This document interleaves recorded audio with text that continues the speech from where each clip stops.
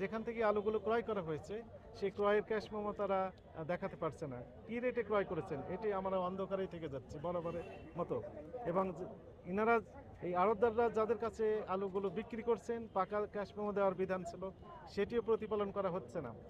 2-4 জনকে হয়তো পাকা ক্যাশ মেমো দিয়েছে, বাকি কাউকেই পাকা ক্যাশ মেমো দেয়নি। এবং তাদের ভাষ্য অনুযায়ী কাঁচামাল বিক্রেতা নাকি আইন মেনে ব্যবসা করতে পারেন না। এটি হাস্যকর বিষয় হলো সত্য। তো আমাদের উপস্থিতিতে ওনারা বললেন যে 58 টাকা করে তারা বিক্রির জন্য নির্দেশনা পেয়েছেন, কিন্তু 2-4 জনকে যে পাকা ক্যাশ মেমো দিয়েছেন সেখানে আমরা দেখলাম 62 বা 63 টাকা করে বিক্রি করেছেন, অর্থাৎ কেজি প্রতি প্রায় 5 টাকা করে অতিরিক্ত মুনাফা লাভ করেছেন। এখন সেই ব্যবসায়ীরাই 58 টাকা করে মূল্য তালিকা প্রদর্শনের করেছে এবং এখন 58 টাকা করে বিক্রি হচ্ছে পাইকারি বাজারে।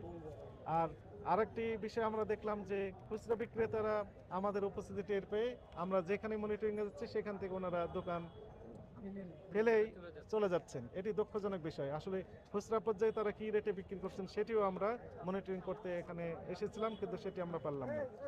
এখানে লক্ষণীয় বিষয় যে যেহেতু এখানে পাকা ক্যাশ মেমো প্রদান করা হচ্ছে না, ফলে ঢাকা মহানগরীর অন্যান্য যে বাজারগুলো রয়েছে সেই বাজারগুলো এই কারণ বাজার থেকেই আলুগুলো ক্রয় করে থাকে। কি রেটে ক্রয় করে থাকে তারা, যখন আমাদের কার্যক্রম সেখানে আমরা পরিচালনা করি, তারা বলেন যে কারণ বাজার থেকে আমরা আলু ক্রয় করেছি কিন্তু পাকা ক্যাশ মেমো প্রদান করা হয়নি। কি রেটে ক্রয় করেছেন ওনারা সরাসরি বলেন যে বেশি রেটে ক্রয় করেছি। আসলে আমরা অন্ধকারের ভিতরেই থেকে যাচ্ছি।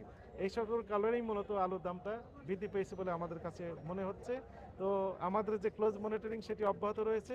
আমরা তাদের কাছ থেকে কমিটমেন্ট নিলাম এবং তারা বললেন যে আজকে থেকেই তারা পাকা ক্যাশ মেমো প্রদান করবেন এবং যদি এবং যেখান থেকে ক্রয় করেছেন সেখান থেকেও পাকা ক্যাশ মেমো তারা সংরক্ষণ করবেন। যদি কোনো ব্যাপারী বা কোল্ড স্টোরেজ থেকে কেউ পাকা ক্যাশ মেমো দিতে অস্বীকৃতি জ্ঞাপন করে তাহলে সেই তথ্য আমাদের কাছে জানাবেন, আমরা তাদের বিরুদ্ধে আইনানুগ ব্যবস্থা নেব। জরিমানা করা হয়েছে হ্যাঁ, 3টি প্রতিষ্ঠানটিকে এই সকল অপরাধে 45,000 টাকা জরিমানা আরোপ করা হয়েছে। আমাদের এই অভিযান জনস্বার্থে অব্যাহত থাকবে। এর যে অভিযোগ করছে যে কোল্ড স্টোরেজে অভিযান চালানোর জন্য তারা দাম বাড়াচ্ছে। হ্যাঁ, আপনি যেমনটি বললেন যে ব্যবসায়ীরা বরাবর আড়তদাররা মূলত এই অভিযোগটাই করেন।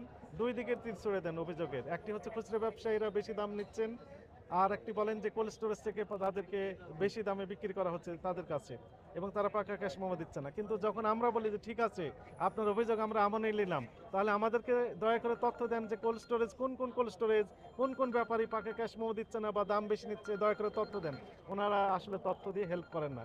তার মানে হচ্ছে যে এনারা নিজেরাই এর সাথে জড়িত বলে আমাদের কাছে মনে হয়েছে। একটু প্রশ্ন রয়েছে যে বলছেন যে সরকারি যে দাম অর্থাৎ নির্ধারিত যে দাম সে দামের অতিরিক্ত তারা বিক্রি করছে আপনার সামনে 58 টাকা বিক্রি করছে। আসলে নিয়মটা এমন কিনা যে কিনে এনেছে এর জন্য বিক্রি করছে নাকি নির্ধারিত দামে বিক্রি করতে হবে? না, আপনি যেমনটি বললেন যে তারা যদি 58 টাকা করে বিক্রি করে তবু তাদের একটা যৌক্তিক লাভ থাকবে, কিন্তু তারা অযৌক্তিকভাবে সেই 58 টাকার আলুটা বিক্রি করছেন 63 টাকা, যদিও সরকারি বেঁধে দেওয়ার রেট হচ্ছে 45 টাকা। আমার প্রশ্নটা